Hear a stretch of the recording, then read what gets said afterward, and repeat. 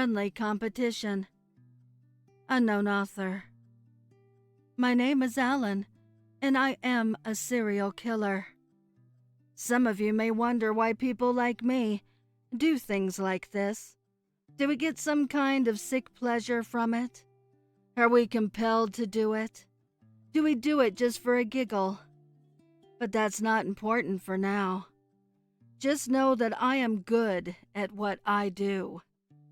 I drive the streets in the afternoons, looking for women with short dark hair, women who dress nicely and seem to have nice jobs, women who live alone. Over the past 10 years, there have been quite a few missing person reports, men and women. I am proud to say that most of the missing women are my handiwork. Like I said, I am good at what I do. I found myself another good victim about 2 weeks ago. I did as I always do, following her a little bit every day, keeping record of the time she is at certain places, never following her to the same place every day. In the cover of darkness, I watch her home, making sure that there is no one else living there, that no one comes in on any sort of regular basis. I wait and note what time the lights go out. I plan on my time to strike. Now here I am, near midnight, picking the lock on her back door. The bedroom lights went out over an hour ago, and the only ones on are some in the basement that are always on, that you can see through the cracks around the window.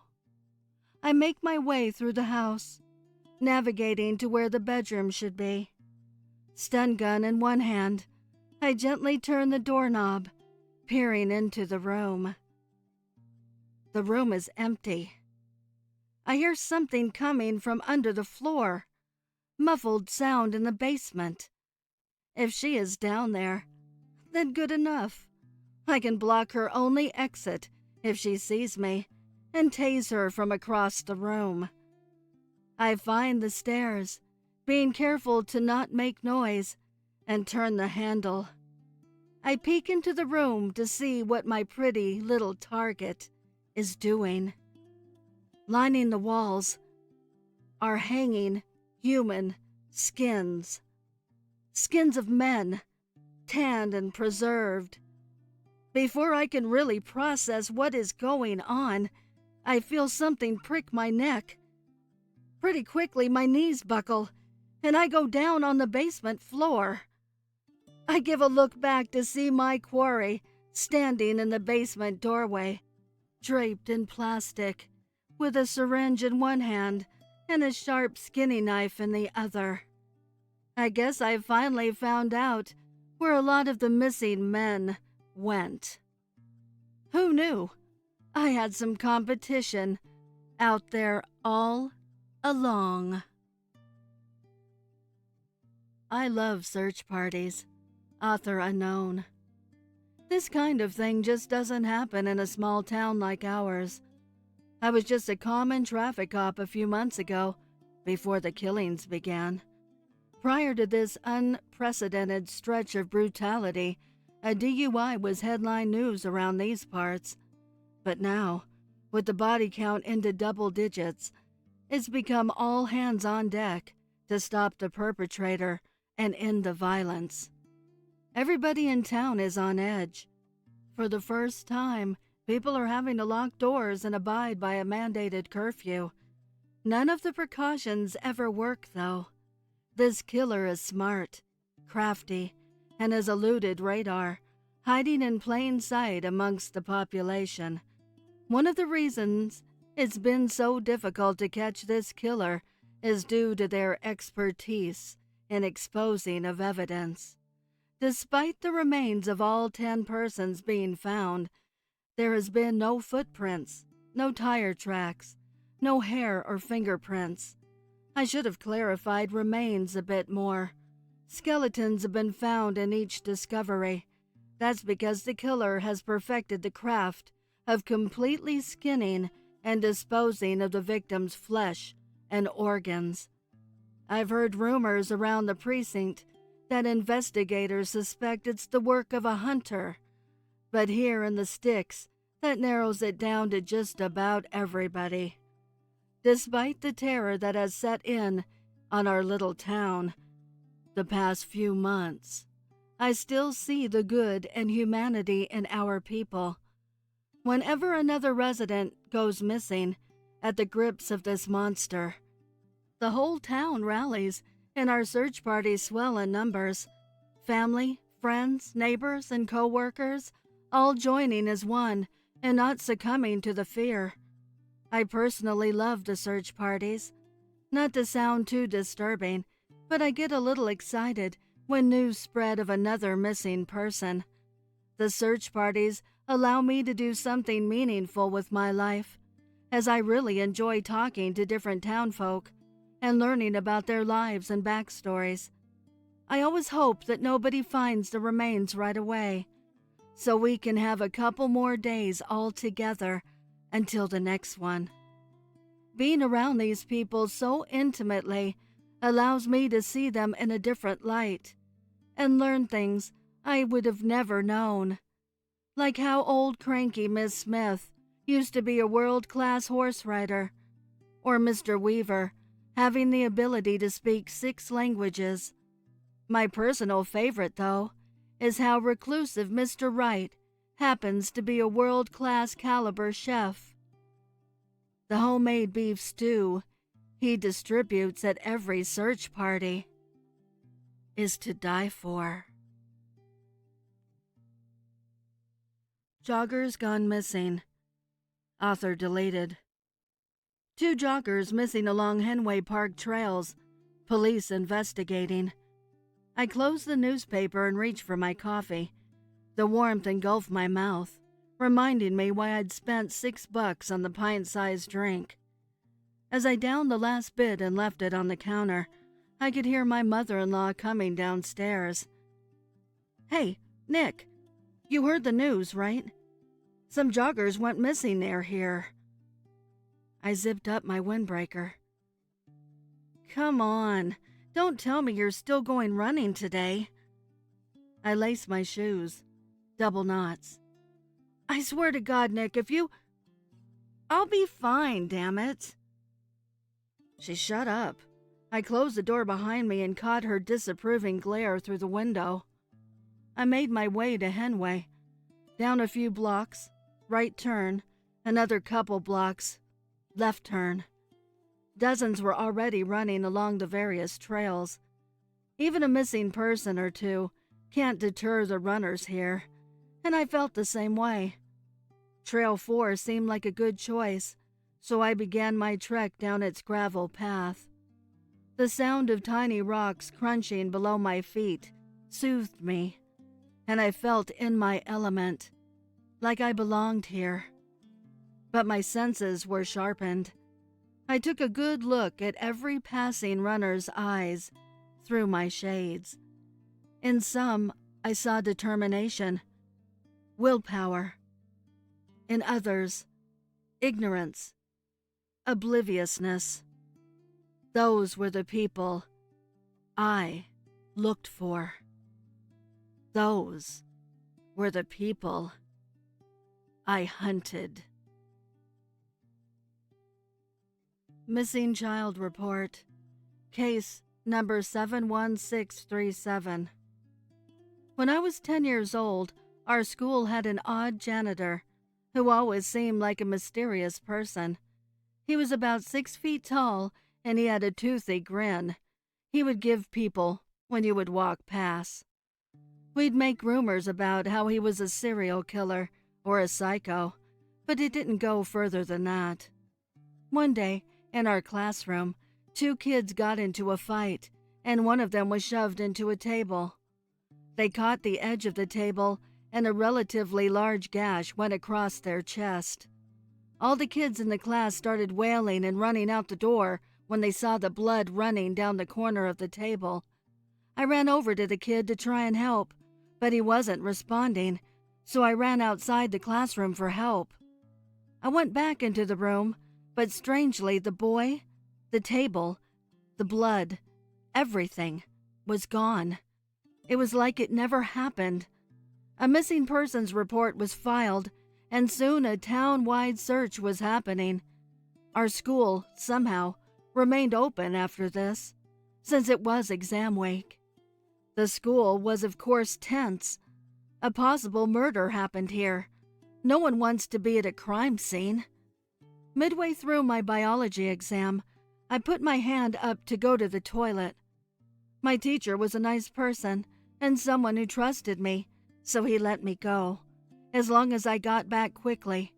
I nodded to him and left the room. Now, the way my school is set out is so the janitor's closet is near the toilet, so every time I would go to the toilet, I would pass the janitor. But for some reason, on that day, he wasn't outside. Instead, in his place, was a small black puddle that slowly leaked outside his door. I thought it may be gasoline leaking out, and wary of a fire happening, I decided to clean it up quickly so I could get back to my exam. I went into the closet to look for cleaning supplies, but when I went in, I could smell something. It smelled like dried blood. I got my phone out and turned on the flashlight. Nothing seemed to be out of the ordinary, and everything seemed to be all right. Nothing suspicious. However, I could still smell blood. I decided it must be my imagination and decided to go back to my exam. About a week later, I sat down to watch some TV when I noticed a news story was on about our school. I watched it, and I was shocked by what I had heard. The missing boy had been found, dismembered, and put in a bucket in the janitor's closet. After a background check, they found out the guy was a convicted killer that had been let out of prison. The school shut after that. My friend is missing, and I don't know what to do. By Throwaway 159121. I'm writing this in absolute terror and urgency. I need your help. 2 days ago, my friend came to my place. His eyes were wide with fear and excitement. He'd found something in the forest just next to his house. It was a camcorder, just lying there on the ground. He was hell-bent on seeing the footage that could be on it. I had this gnawing feeling it could be linked to a crime or something like that. But his persistence was too much, and it was not like we had anything better to do. We connected the camcorder to my TV. We didn't know what to expect. I was hoping it would be nothing. And at first, it seemed to be just that. A regular video of some guy walking his dog in the forest. But then they approached this fallen log. The man hopped over it. Then he beckoned his dog to follow. The dog just sat there. It turned its head looking confused. That's when we saw it. The dog's body contorted into ways that defied nature, morphing into a humanoid shape, standing grotesquely on its hind legs. Its head snapped upwards, front limbs twisted like human arms. It then jumped over the log, just like a person would. The silence from the man holding the camcorder was deafening, broken only by his heavy, panicked breaths. I wish he had turned the camera away, but he didn't. He kept filming this thing. We both sat there, transfixed in terror, staring at the screen. I was so overwhelmed I couldn't muster up anything to say. I couldn't move, couldn't even blink. My body was paralyzed. Then we heard the most horrific screech.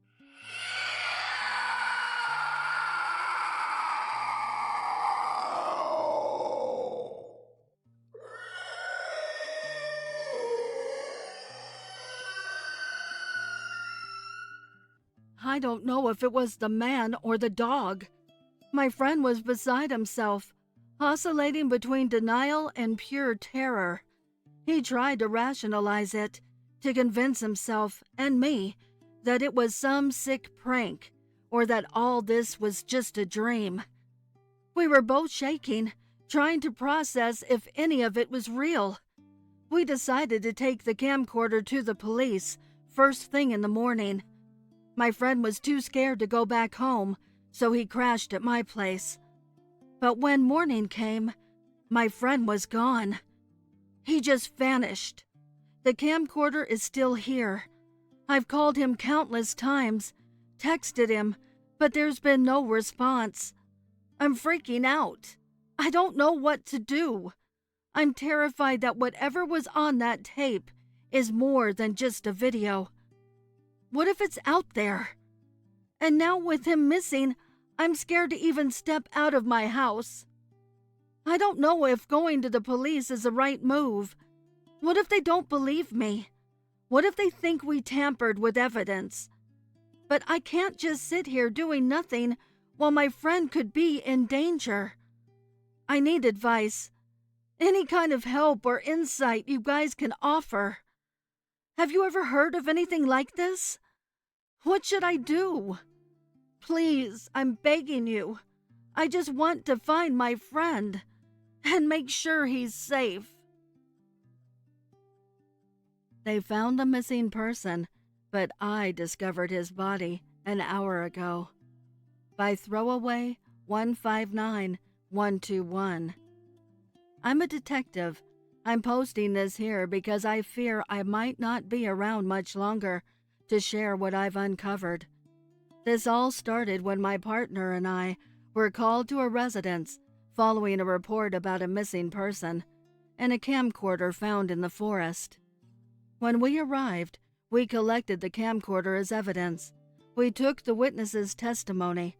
Once we got back to the precinct, we immediately turned the camcorder over to our evidence team and got to work.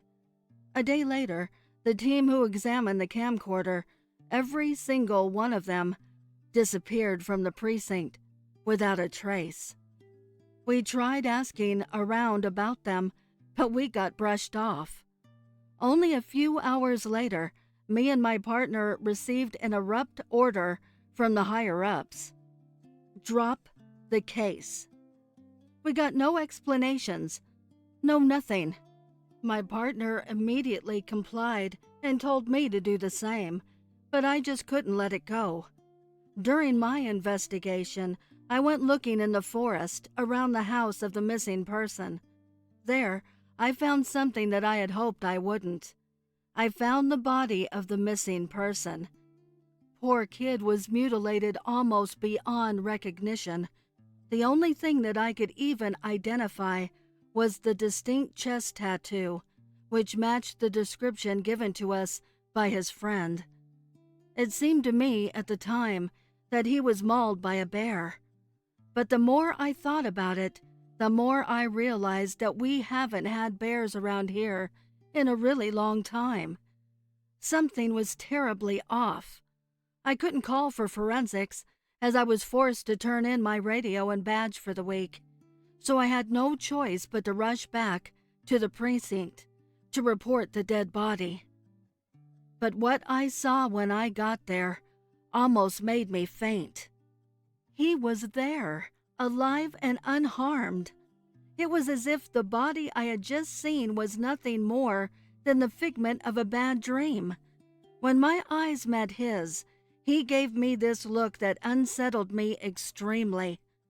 It was this haunting emptiness that he had behind his eyes, and the way they moved around with an almost childlike curiosity, as if everything around him was unfamiliar and needed to be studied. I'm writing this as a record. I fear I might be the next one to disappear. Lately, I've noticed the same car parked outside my house at late hours. I might be under surveillance. This whole thing is deeper than just some missing kid.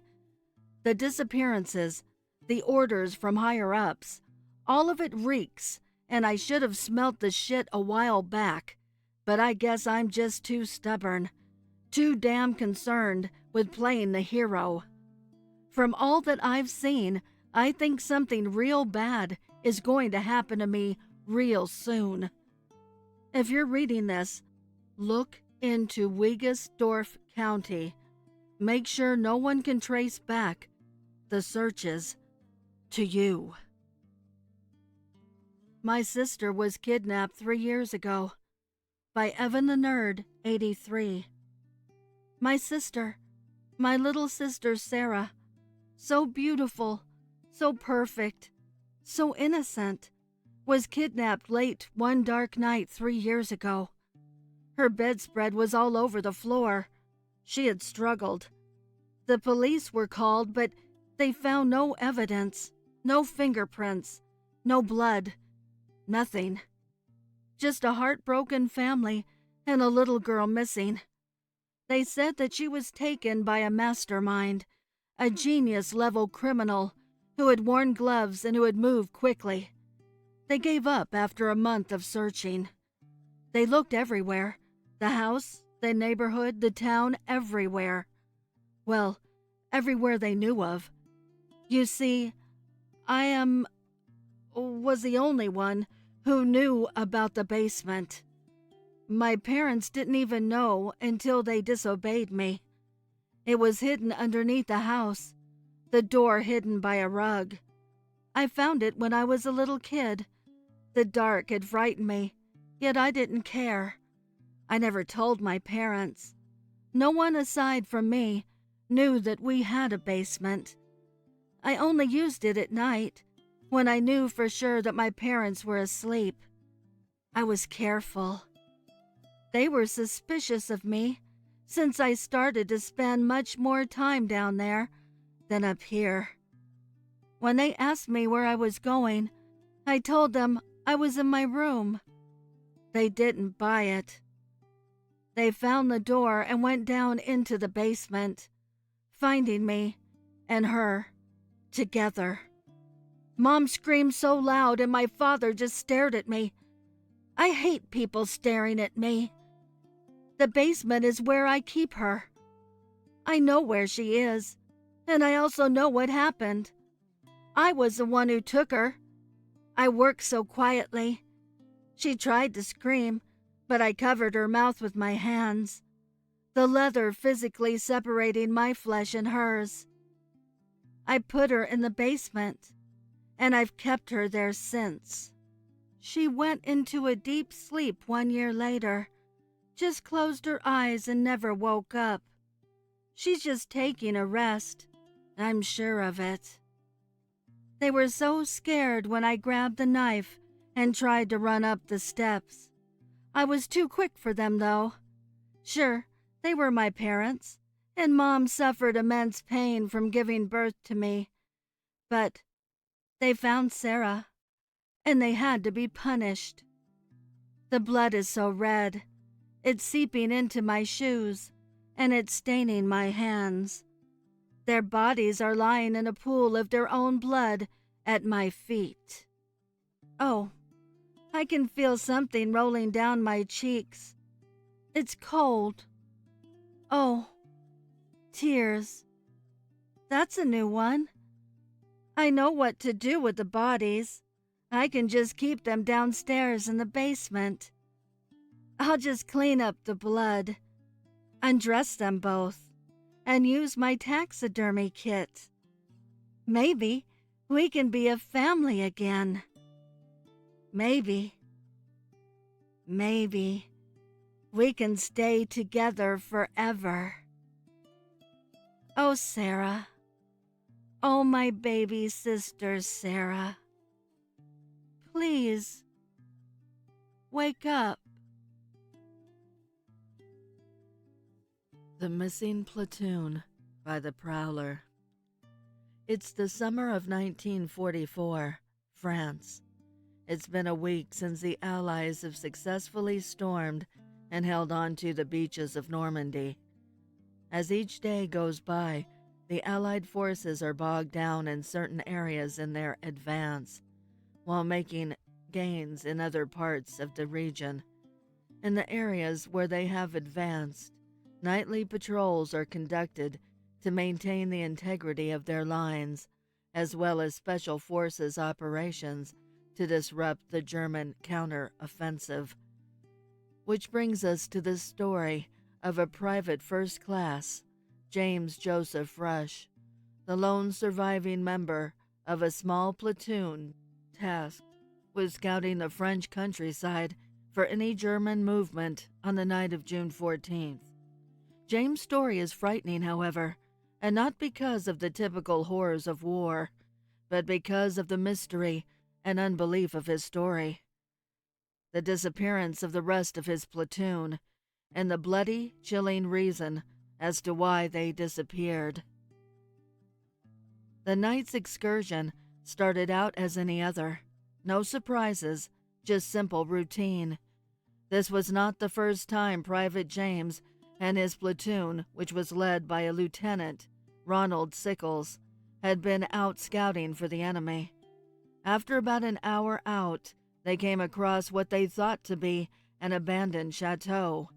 It was partially bombed out, but you could tell before the war that this was a most lavish mansion, probably belonging to the most wealthy family in the region.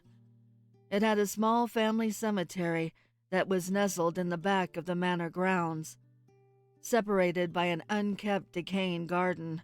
Also, this was at one time a working farm, as evidenced by the crumbling barn and stables towards the back end of the property, just beyond the cemetery, also showing signs of being touched by the war.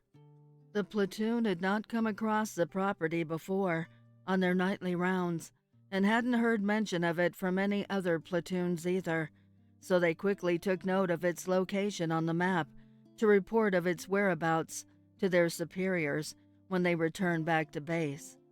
As they were heading out, however, a Corporal Fabio Manelli spotted a faint glow from a candle in the attic window. He quickly informed Lieutenant Sickles of what he saw, and they drew up a plan to enter the old chateau. There had been reports and rumors of German movement in the area, of small squads trying to get a foothold for an upcoming larger attack in the coming days, and they thought this could be one of those German squads trying to entrench themselves in the old, dilapidated manor. During his interview with officers from his regiment, Private Rush said this was the moment he and the other members in his platoon were the most nervous, the calm before the storm, if you will. They entered slowly and as quietly as they could through the front door of the old chateau, but as they did, they were immediately hit with a horrible rotting stench that his Private Rush could only describe as the smell of death, saying in his interview that he had grown accustomed to the smell and knew it instantly from being constantly surrounded by it during his time in Normandy up to that point. He then said they cautiously moved deeper into the decaying home, but as they traveled further, it became darker and darker. Lieutenant Sickles ordered a Private Johnson to strike a match as they continued with only the faint light of a matchstick lighting their path. From what they could see, the inside of the chateau was in decent shape. While dusty, it almost had a lived-in quality about it. There were still fine paintings that adorned the walls, and expensive-looking candelabras and other fine trinkets that filled the shelves. Such fine items, you would think, would have been taken with the owners as they fled the invasion. As they moved upstairs, the smell of death became stronger. A few members of the platoon had to stifle their disgust and urge to vomit, so they wouldn't give up their location and their element of surprise to the unsuspecting Germans. The march up the stairs was nerve-wracking and eerily quiet.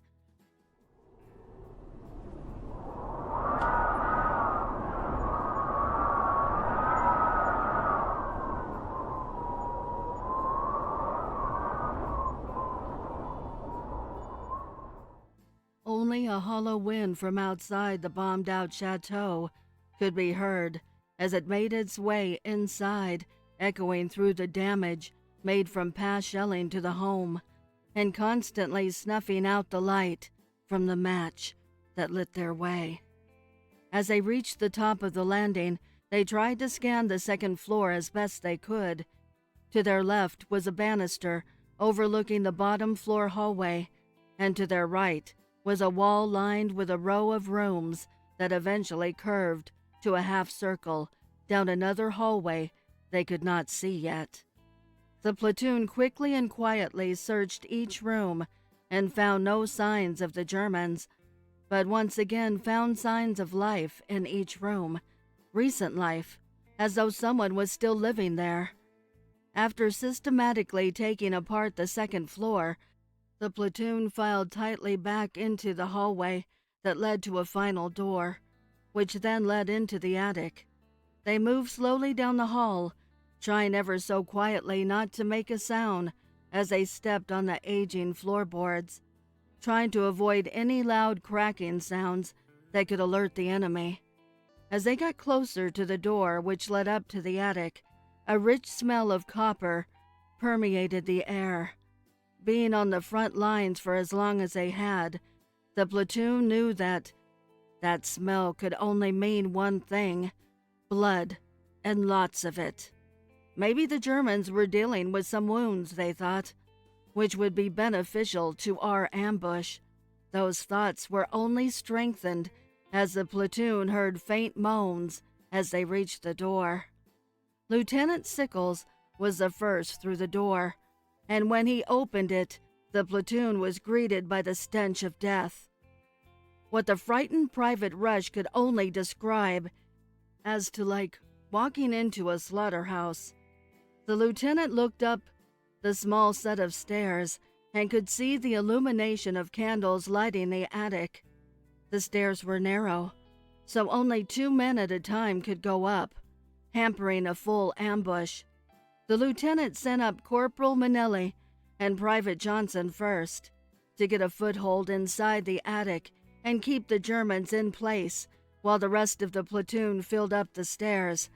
He told them right when they reached the 6th step to start screaming, like 100 men were coming up the steps. There was no need for the element of surprise at this point. Plus, it might freeze the Germans in place, especially if there are injuries. The two got into position, and Lieutenant Sickles sent them up. They quietly moved up the first couple steps. Then by the 6th step, they started to scream and rushed up the remaining steps into the attic entrance.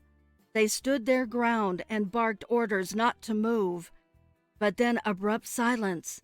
The rest of the platoon could see the 2 men standing at the top of the stairs, seeming to tremble. Lieutenant Sickles led the rest of the platoon quickly up the stairs, but noticed the room becoming darker. Someone was blowing out the candles. Lieutenant Sickles barked at the platoon to move double time before they lost visibility. But right before he reached the top of the stairs, Corporal Manelli turned around and screamed, "They're eating everybody! Hurry, Lieutenant!" Then he was pulled violently into the darkness, along with Private Johnson.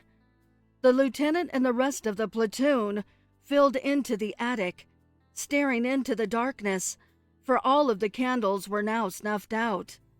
Private Rush, during his interview, described an immense feeling of fear and panic that set in at that point with him and the rest of his platoon. He followed with something truly frightening. As they stood in the darkened attic, they could hear what sounded like chewing into wet meat, sounds of tearing and ripping into moist flesh.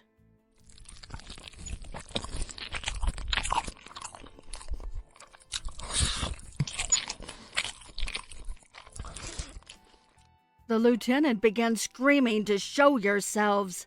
Whoever's hiding in the dark, make yourselves be known and surrender. There was no answer. All that could be heard was the hollow wind from outside blowing into the cracks and openings in the attic walls, followed by gargling and more ripping into flesh.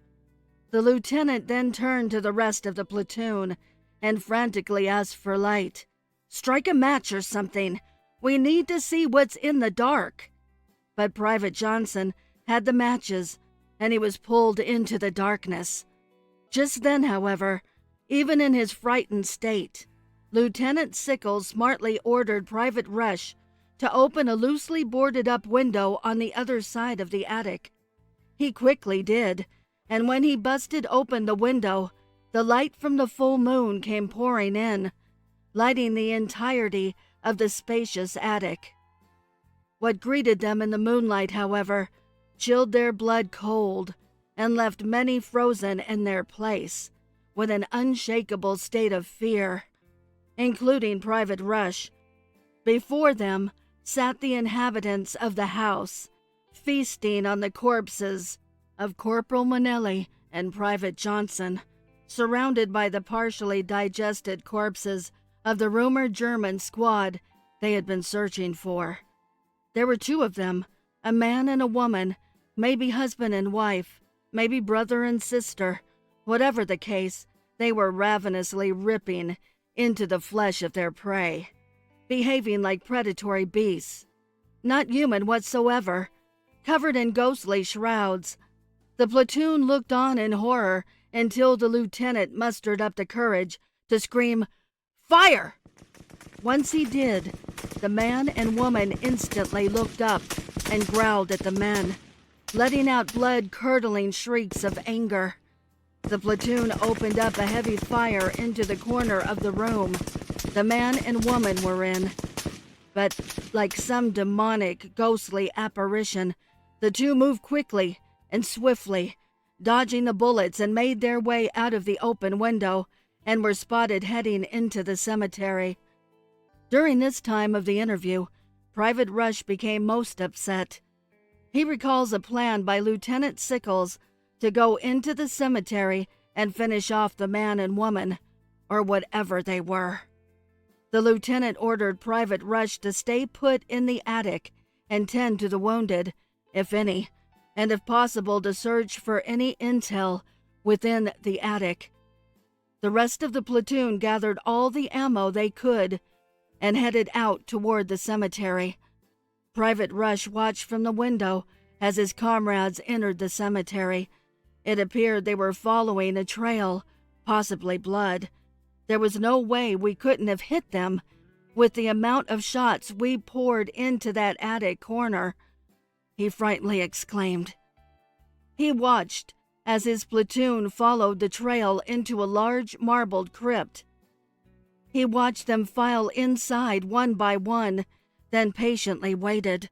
Minutes went by, but there was nothing, no sound, no word of an all clear from the rest of the platoon. Just silence, eerie silence. That was quickly ended, however, with the sounds of his platoon opening fire. Loud shots rung out into the eerie night, followed by gut-wrenching screaming. Cries of help could be heard. Private Rush swears he heard the lieutenant screaming for him to get out of the house and run and get help. Whether that was true or not, the private quickly fled the property. The final sounds being heard were that of loud, ravenous snarls and growls, ending with a high-pitched shriek. That was the moment Private Rush said he feared the most for his life. So close to escape, but not knowing how close the man and woman were, if they were following at all.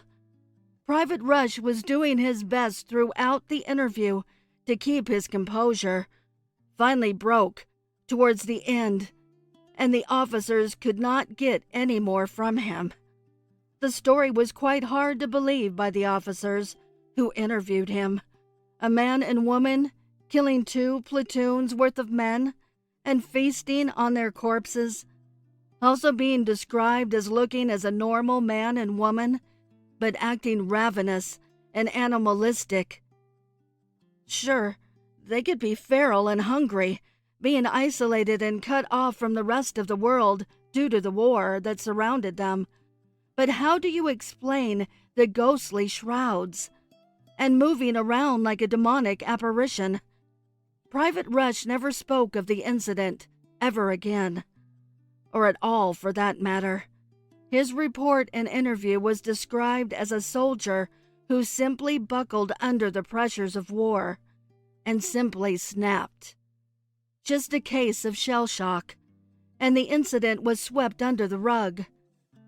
There was still members of a missing platoon to investigate, however, that could not simply be swept under a rug. A search party was sent, following the directions given by Private Rush, and they found the decaying chateau. No members of the missing platoon were found, not in the attic or in the crypt in the cemetery, not even the bodies of the German platoon. However, before you claim doubt on Private Rush's story, what was found was quite disturbing. The attic and cemetery grounds were saturated in blood, and the attic was strewn with German and American equipment, along with hundreds of spent shell casings littering the floor. Something happened here. It looked like a bloodbath, a few members of the search party described. Many believe Private Rush's story to be a lie, or at least too hard to be believed. Some do believe his story to be true. Whatever you believe, there is one thing that is for certain. No other member of his platoon was ever seen or heard from again. Taken. Author unknown. It's been 5 days since you were taken. They haven't came into your room since, but you can hear them moving about downstairs. They seem to want you to be part of their family. It's obvious that they have prepared for your kidnapping for months, maybe even years. They've decorated the room you were in just like the room at home, even down to the photo on your desk of your friends at the local amusement park that you took last summer. However, they never lock the door to your room. This scares you, though, because that means they are confident that you can't escape. You hear a glass break downstairs. You crack open the door, and what you see terrifies you. It's a perfect match for your home. You grew up in that place, and you can see that every detail matches. Then you hear someone call your name. It's strange. It sounds eerily similar to your mother's voice. Something is off, though. You freeze. It calls again. Honey, why don't you come down and eat with us? I made ravioli, your favorite. You don't understand. Ravioli is your favorite, but how would she know that? You've seen many crime shows, and it seems like the best way to survive is to play into your kidnapper's fantasy. You respond, and then carefully make your way downstairs. Everything is picture perfect, and it scares you. No matter what, you are not going to eat that ravioli. You sit down at the dinner table, and then you spot your chance. There's a big chef's knife in the kitchen. You don't think, you just grab it and plunge it into your kidnapper's heart. The one with your mom's voice. She falls and slumps over onto the ground. You stand there paralyzed, and then you realize that there is one more kidnapper in the house. You hide behind the open pantry door and wait. It seems like hours to you, but it's most likely only a few seconds. He steps into the light, and you jump. 1, 2, 3 times you plunge the knife into his chest. It's silent. You shakingly open the front door of your house, and you run. You don't realize that you are already in your neighborhood. You don't see the blood on your shirt. You see the cop cars pull up, and you think, thank God. But wait, why are they aiming their guns at you? Why are they putting you in handcuffs? Don't they know that you are a missing person? It's been a year since you were taken. Nobody will tell you anything. You are in a white room with white walls and a white bed. Twice a day, a woman in all white brings you meals. Every day you ask for your parents. The voices in your head just laugh. The Tenants. Deleted author. My scientific mentor, Simon Bartlett, loved exotic foods. The weirder the better. Whenever one of his students traveled, he'd demand a full culinary report. What's the strangest thing you ate? What was it like? Where can I get it? Sometimes he'd eat the lab organisms, especially the fruit fly pupae. They're like little grape nuts, he said. Crunchy. To his credit, Dr. Bartlett never got sick. For a man in his 70s, he was blessed with uncannily good health. So when he didn't come into the lab one morning, we thought at first that it was just his age catching up with him. The old man was finally taking a day off. Then his wife called that evening. He'd left for work, but never came home. She filed a missing person report, and emergency services were notified. A few weeks later, a local man collapsed in his front yard, writhing in agony. EMTs rushed him to the hospital. In the process, one of the staff on the scene spotted Dr. Bartlett's lab coat and badge through the front window. Armed with a warrant, the police searched the house. In the basement refrigerator, they found a substantial portion of my mentor, neatly packaged in resealable plastic bags. They never had a chance to question the suspect. He died in the ER. When the coroner cut his bloated abdomen open, a great writhing mass of worms spilled out onto the table. There are about 300,000 species of vertebrate parasite on the planet, and damned if Dr. Bartlett wasn't a generous host to all of them. I would like to give a heartfelt thank you to the special friends of the channel for your overwhelming generosity. If you would like to support the channel, the link is below in the description. Also, please send me your stories and poems to duchessofdarkness27@gmail.com. You can also find me on Instagram at duchess.ofdarkness and Twitter at duchessofdarkn2. I want to thank all my listeners for your kindness, your encouragement, and your support. It means the world to me. Thank you for joining me. Until next time.